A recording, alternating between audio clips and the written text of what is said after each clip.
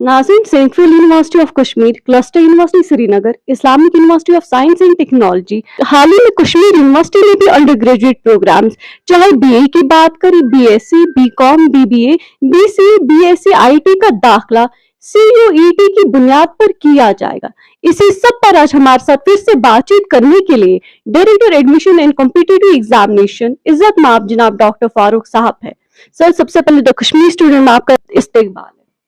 Thank you very much. Sir, हाल ही में कश्मीर यूनिवर्सिटी की तरफ से एक नोटिफिकेशन इजरा हुआ जिसमें बोला गया कि अंडर ग्रेजुएट प्रोग्राम्स का दाखिला जो है वो सीयूईटी की बुनियाद पर किया जाएगा। सर, इस बारे में मजीद आपसे जानने की कोशिश करेंगे। बिल्कुल सही फरमाया आपने कि इस बार कश्मीर यूनिवर्सिटी भी ये जो है अंडर ग्रेजुएट कोर्सेज जो हैं सीयूईटी के अंडर ही हम भी एडमिट कर रहे हैं बच्चों को। तो ये बहुत ही अच्छा प्लेटफॉर्म है हमारे बच्चों के लिए कि इसमें बच्चों को जो है एक ऑप्शन मिलेगा नेशनल लेवल पे कि अगर कोई भी कोर्स उनको जो ऑप्ट करना चाहते हैं ग्रेजुएशन लेवल पे तो वो ऑप्ट कर सकते हैं, चाहे वो कोर्स यहाँ कश्मीर यूनिवर्सिटी में ना भी हो, लेकिन बच्चों के लिए एक ऑप्शन रहेगा अवेलेबल कि वो बाकी यूनिवर्सिटीज़ में, बाकी कॉलेजेस में उस सब्जेक्ट को पढ़ने के लिए जा सकते हैं। अदरवाइज पहले क्या होता था कि बच्चों के पास एक मखसूस चॉइस होती थी। फॉर एग्जाम्पल जो कि हमारे पास कश्मीर यूनिवर्सिटी कुछ कोर्सेज जो ऑफर कर रहे थे तो बच्चों को वही ऑप्शंस थे अवेलेबल। लेकिन इस बार जो क्या है इस सीयूईटी की से ये है कि बच्चों को बहुत सारे, एक अच्छा प्लेटफॉर्म में बहुत सारे ऑप्शंस अवेलेबल होते हैं। कोई भी सब्जेक्ट चूज करके वो इस किसी भी इंस्टीट्यूशन में, किसी भी कॉलेज में अपना दाखिला ले सकते हैं एक ही एंट्रेंस टेस्ट क्वालिफाई करने के बाद। सो ये एक बड़ा अच्छा प्लेटफॉर्म है।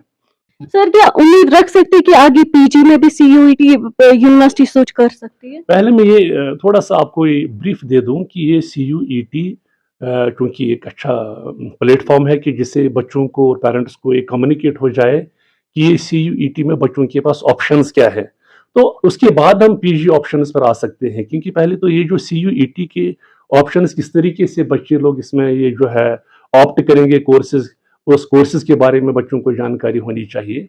तो ये एक बहुत ही इंपॉर्टेंट जो है क्वेश्चन है इसमें। अगर मैं इस सीयूईटी की बात करूं तो फर्स्ट सेमेस्टर से लेके थर्ड सेमेस्टर तक बच्चों को जो है उनको एक मेजर सब्जेक्ट चूज करना है और एक माइनर सब्जेक्ट चूज करना है। अगर मेजर सब्जेक्ट की बात करें, मैं एग्जांपल आपको दे दूं कि फिजिक्स है मेजर सब्जेक्ट, केमिस्ट्री, मैथमेटिक्स और बाकी बाकी बहुत सारे सब्जेक्ट्स जो कि बच्चों को पता ही है कि किस सब्जेक्ट में वो इंटरेस्ट लेना चाहेंगे फ्यूचर में, तो वो एक चूज कर सकते हैं एक मेजर सब्जेक्ट। उसके बाद एक माइनर सब्जेक्ट भी उसके साथ होता है। माइनर सब्जेक्ट में वो किसी भी सब्जेक्ट को चूज करें, लेकिन ये मेजर सब्जेक्ट जो होता है ये उनके पास ये जो है 6 क्रेडिट पेपर होता है और दूसरा भी उनके पास ये 6 क्रेडिट पेपर होता है। लेकिन इसके साथ साथ ऐसा नहीं है कि उनको माइनर सब्जेक्ट और मेजर सब्जेक्ट ही लेना होगा, उसके साथ साथ भी बच्चों को मल्टी डिसिप्लिनरी सब्जेक्ट्स लेने हैं। मल्टी डिसिप्लिनरी एक सब्जेक्ट लेना है, चाहे इकोनॉमिक्स हो, चाहे पॉलिटिकल साइंस हो, उर्दू हो, कोई कुछ भी हो, वो इनको वो 3 क्रेडिट पेपर बच्चों को लेना पड़ेगा इसके साथ, फर्स्ट सेमेस्टर से लेके थर्ड सेमेस्टर तक। और इतना ही नहीं, ये जो काफ़ी सारे ये जो है कोर्सेज हैं इस अगर हम करेंगे ये मल्टी डिसिप्लिनरी जो हैं, जैसे कि मैंने इकोनॉमिक्स की बात की है, मैंने मैथ्स की बात की है, उर्दू की बात की है, बहुत सारे सब्जेक्ट्स हैं और इनका सिलेबस भी बिल्कुल फ्रेम हुआ है और ये भी उनको फर्स्ट सेमेस्टर से लेके थर्ड सेमेस्टर तक उनको लेना है। प्लस इतना ही नहीं, उनको 7 कॉमन कोर्सेज ये जो है उनमें से उनको ऑप्ट करने हैं सब्जेक्ट्स। उन कॉमन कोर्सेज में 2 कैटेगरीज में आते हैं। एक कैटेगरी में उनको आते हैं एबिलिटी एनहांसमेंट कोर्सेज जिनको हम कहेंगे, जैसे कि इंग्लिश लैंग्वेज है, जैसे कि कम्युनिकेशन स्किल्स हैं, जैसे कि वन मॉडर्न इंडियन लैंग्वेज है। ये तो वो कोर्सेज हैं जिनको हम कहते हैं कि एक कैटेगराइज किया हमने, जो 7 कॉमन कोर्सेज जो हैं ये भी उनको फर्स्ट सेमेस्टर से लेके थर्ड सेमेस्टर तक लेना है। इतना ही नहीं है, एक जैसे कि मैंने आपको कहा कि दूसरा ये है कि value added courses. Value added courses में वो 4 टाइप्स हैं इनके, जैसे कि जिसमें एनवायरनमेंट साइंस एजुकेशन है, उसमें अंडरस्टैंडिंग इंडिया वो भी एक इस वैल्यू एडेड कोर्सेज में आता है, और उसमें फिजिकल एजुकेशन एंड स्पोर्ट्स वो भी है, या डिजिटल एंड टेक्नोलॉजिकल क्या कहते हैं उनको स्टडीज हैं। तो ये डिफरेंट टाइप्स के कोर्सेज हैं जो उनको फर्स्ट सेमेस्टर से लेके थर्ड सेमेस्टर तक लेने हैं। और एक अच्छा और एक इम्पॉर्टेंट है, इसके साथ साथ उनको स्किल एनहांसमेंट कोर्सेज भी लेने हैं। और इस स्किल एनहांसमेंट कोर्स में भी काफ़ी, जैसे कि आजकल एग्रीकल्चर टेक्नोलॉजी है, फूड टेक्नोलॉजी है, हॉर्टिकल्चर रिलेटेड है, या वेटनरी साइंसेस हैं, काफ़ी सारे इसमें ऑप्शन है। 17 सब्जेक्ट्स जो हैं कश्मीर यूनिवर्सिटी ने इसमें जो ऑप्शंस रखे हुए हैं बच्चों के लिए। तो ये स्किल एनहांसमेंट कोर्सेज जो हैं ये बहुत अच्छे कोर्सेज हैं जिनसे जॉब प्रॉस्पेक्ट्स जो हैं बच्चों को ज़्यादा से ज़्यादा मिलने के चांसेस हैं। सो ये बच्चों को कैरी करना पड़ेगा इस अंडर ग्रेजुएट कोर्स में। तो उसके बाद ये जो है ब्रीफली, क्योंकि टाइम कॉन्स्टेंट्स है, मैं आपको बताना चाहूँगा कि इसके बाद जो है 4th सेमेस्टर जब बच्चों का आएगा, ये कोर्सेज तो उनको 3rd सेमेस्टर तक लेने हैं। जब 4th सेमेस्टर की बात आएगी, 4th सेमेस्टर के बाद उनको ये जो है कोर्स ऑप्शनल उनको 2 लेने हैं। एक तो उनको लेना है मेजर सब्जेक्ट और माइनर सब्जेक्ट। मेजर सब्जेक्ट और माइनर सब्जेक्ट उनको साथ साथ चलना है। अब इन मेजर सब्जेक्ट से 5th सेमेस्टर में भी लेना है, 6th में भी लेना है, 7th में भी लेना है, 8th में भी लेना है, लेकिन उनका अलग अलग कभी जो टाइम होगा तो उसके लिए मैं आपको डिटेल्स बताना चाहूँगा कि ये किस तरीके से हम ले लेंगे 4th, 5th, 6th and 7th semester, 8th semester तक किस तरीके से हम ये कोर्सेज ले लेंगे, किस तरीके से पढ़ेंगे इनको, और इनमें क्या प्रॉस्पेक्ट्स हैं। इनमें कुछ एग्जिट पॉइंट्स भी इस पॉलिसी में, नेशनल पॉलिसी में गवर्नमेंट ने दिखाए हैं कि बच्चे किस तरीके से 6th सेमेस्टर के बाद ही रिसर्च प्रोग्राम के लिए जा सकते हैं, या अगर बच्चे को रिसर्च प्रोग्राम में नहीं जाना है तो 7th और 8th सेमेस्टर में उसको किस तरीके से अपने आप को प्रिपेयर करना है फॉर रिसर्च प्रोग्राम, या डायरेक्टली भी वो 6th सेमेस्टर के बाद जा सकता है रिसर्च प्रोग्राम में। तो काफ़ी सारे ऑप्शंस इस पर्टिकुलर CUET में अवेलेबल हैं जो बच्चों के लिए रखे हैं, और बहुत ही अच्छा प्लेटफॉर्म है ये।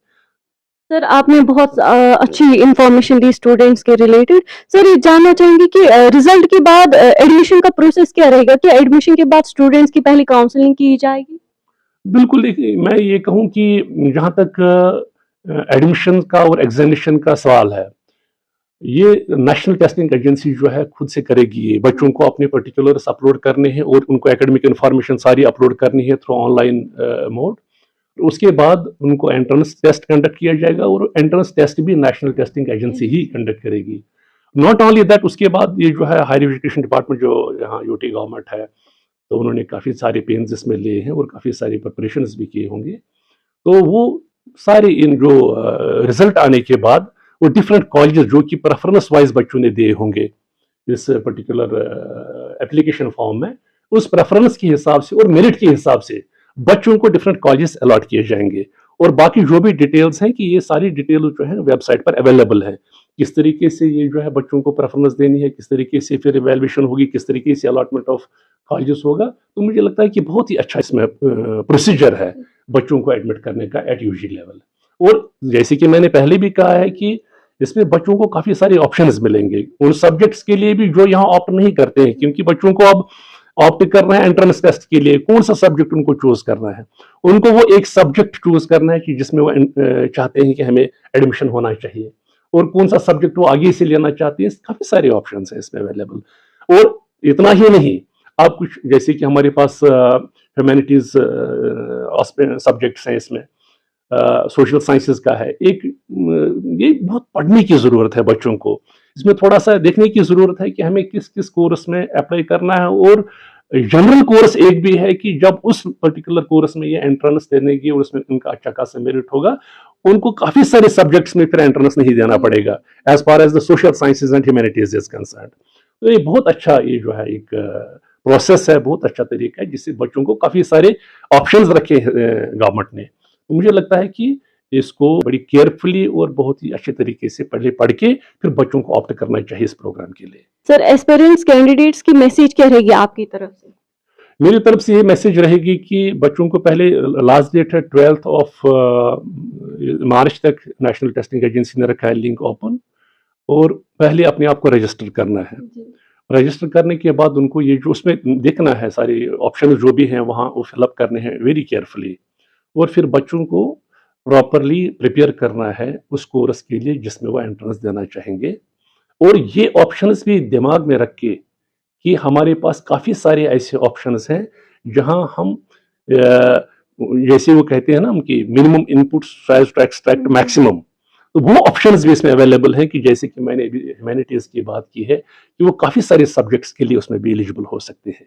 तो ये बहुत ही इंपॉर्टेंट है कि बच्चों को वो बहुत ही केयरफुली चूज करना है कि उनका मेजर सब्जेक्ट जिसमें वो ये जो है आगे जाना चाहते हैं। Thank you sir. Thank you. नाज़रीन, दीजिए मुझे अपनी मेजबान ज़बरीन आशी के साथ कैमरे पर से रात रोशन आरा को इजाजत। अल्लाह हाफिज।